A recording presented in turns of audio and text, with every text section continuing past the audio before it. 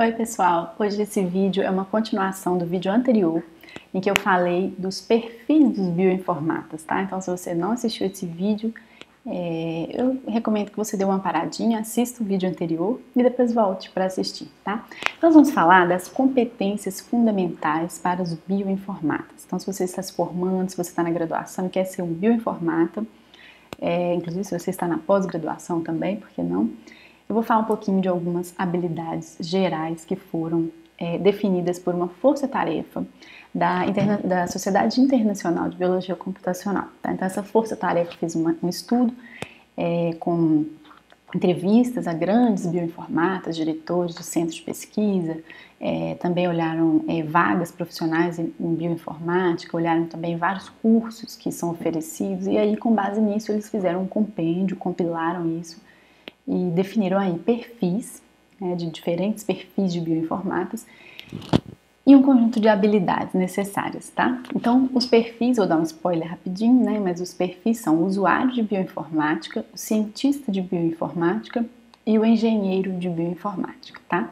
Então, vai lá assistir esse vídeo. Se você já assistiu esse vídeo, eu vou falar então das competências. Eles dividiram aí as competências, então, em 5 classes, tá? Tem competências gerais, competências computacionais, biológicas, de estatística e matemática e de bioinformática, tá? Então, eu vou dar uma lida aí para vocês, comentando um pouquinho essas habilidades, tá? Bom, habilidades gerais, achei bem interessante isso, a gente precisa disso como pesquisador. Olha só quais são as habilidades gerais. Gerência do tempo. Precisamos saber gerenciar o nosso tempo, procrastinar menos e tudo mais, né? Se organizar mesmo. Gerência de projetos. A gente geralmente vai trabalhar em vários projetos, mesmo quando a gente é iniciação científica, então você tem que conseguir gerenciar isso. Inclusive gerenciar múltiplos projetos, né? Que é o que ele está falando aqui. Ter independência, né? Precisamos também desenvolver essa independência. Se vocês quiserem um vídeo específico sobre isso, posso contar um monte de história sobre alunos independentes, alunos dependentes, tá? Curiosidade, automotivação, habilidade para sintetizar informação. Muitas vezes você vai apresentar em 10 minutos no congresso seu trabalho de um ano inteiro, né? Muitas vezes alguém vai chegar para você e falar assim, me fala o que você faz em uma frase, né? Então, eu mesma essa semana fui dar uma entrevista e me falaram assim, sua pesquisa em uma frase. Então você tem que saber falar sua pesquisa em uma frase, tá? Habilidade para completar projetos, né? Ter acabativo. Muita gente começa as coisas e não termina, tá? Então a gente tem que conseguir terminar as coisas, finalizar. Pensamento crítico, muito importante. Dedicação, habilidade para comunicar, principalmente conceitos científicos. Pensamento analítico, criatividade científica, habilidade de colaboração, tá? Então são coisas gerais e muito importantes.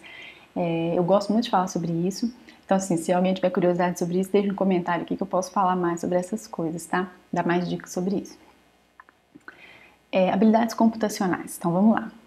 Programação, engenharia de software, administração de sistemas, projeto e análise de algoritmos, aprendizado de máquina, mineração de dados, projeto de bases de dados, gerência de bases de dados, linguagens de script, habilidades para usar pacotes científicos e estatísticos, habilidade para lidar, para trabalhar com repositórios de softwares open source, computação de alta performance e computação distribuída, redes, desenvolvimento de ferramentas web, interfaces web e MVC. Né? Aí acho que já foge um pouquinho, tá? Enfim, então são muitas habilidades computacionais aqui, é bem amplo, né? Então, assim, não quer dizer que você vai adquirir isso tudo, tá? Não diz que elas são exatamente indispensáveis, mas são importantes. Aí vem as habilidades em biologia. Biologia molecular, genômica, genética, biologia celular, bioquímica, teoria da evolução, genômica regulatória, biologia de sistemas, sequenciamento de próxima geração, né, o NGS, espectrometria de massa e proteômica e conhecimentos mais especializados em um ou outros ou mais domínios. Então, assim, você tem que ter uma noção geral, conhecimento geral, e talvez conhecimento mais específico no seu domínio. Então, por exemplo, eu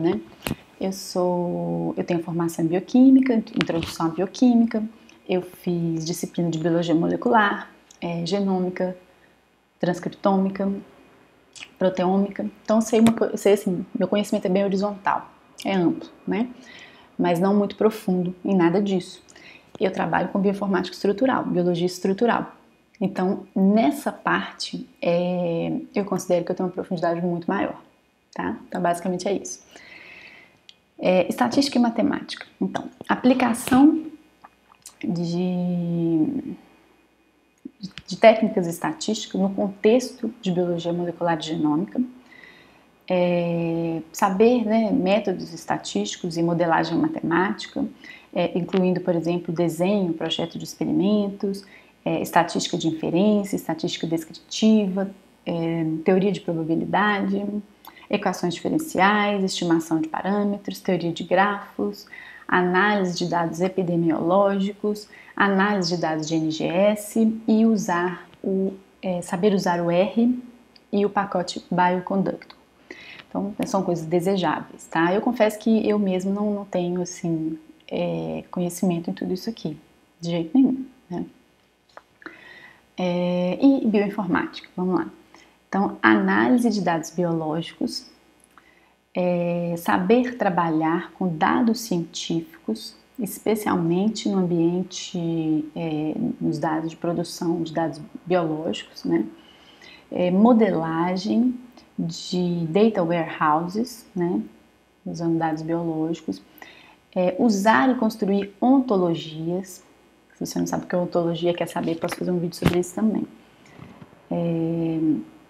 Recuperação e manipulação de dados de repositórios públicos. Então, a gente tem um vídeo aqui no canal que fala sobre o PDB, né, como é que são os dados do PDB, que é um repositório público mais importante de proteínas, estruturas de proteínas, que é o que eu trabalho, né? O que mais? Temos aqui familiaridade com genética funcional, dados genômicos, expertise em pacotes comuns em bioinformática, né? Pacotes, ferramentas e algoritmos. Então aí vai entrar tudo que é clássico, né?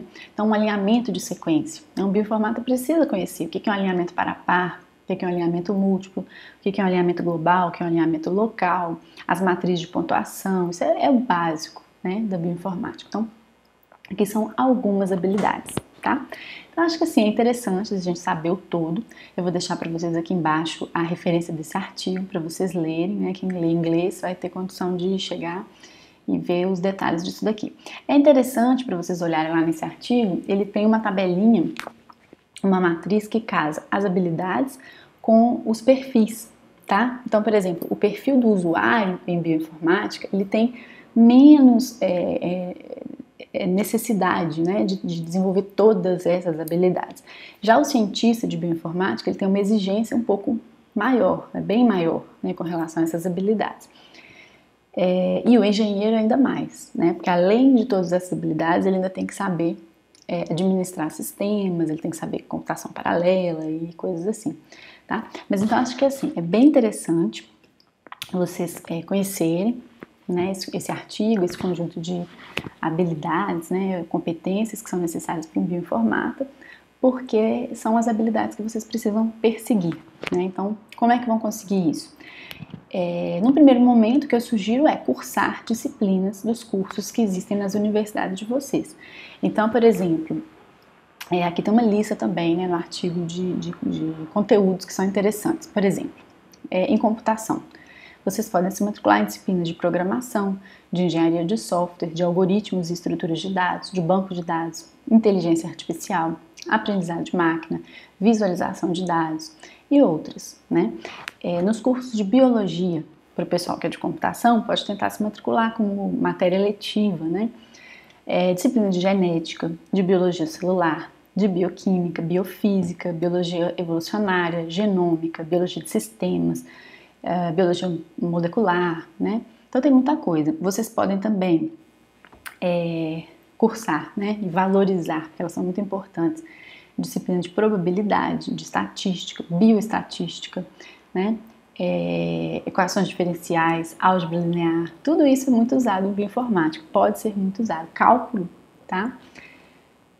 E no mais também disciplinas como física, química, tá? Elas são essenciais, pelo menos para a minha área, que é biologia estrutural, tá? Então saber química, conhecer a tabela periódica, conhecer física, termodinâmica, isso é tudo muito importante, tá? E tem outras matérias ainda de outras áreas que também são interessantes, por exemplo, ética, empreendedorismo, redação, tudo isso é muito importante para desenvolver, né, se desenvolver como cientista, tá? E ainda indo mais além, né, disso, seminários em pesquisa, estágios, tá? Treinamento didático, né, isso é mais comum para os estudantes de mestrado, doutorado, né, querem ser professores. Então, gente, assim, o que eu recomendo é, se você está na graduação, tenta cursar a disciplina da área oposta, a área complementar à sua, tá? E também as disciplinas de estatística, são muito importantes, tá? Então, assim, espero que vocês tenham gostado desse vídeo. Se você curtiu, né, dá um curtir aí para que ele seja melhor ranqueado e outras pessoas possam ver, e o canal possa crescer e a gente possa conseguir se dedicar mais ainda a ele. E se você não está inscrito, chegou aqui agora, né, clica aí no se inscrever, no sininho, né, para receber as notificações, que a gente vai falar mais ainda da carreira de bioinformática, tá? Então, se você tem alguma dúvida, sugestão de pauta para vídeo, também pode deixar aí, tá bom? Obrigada, até a próxima.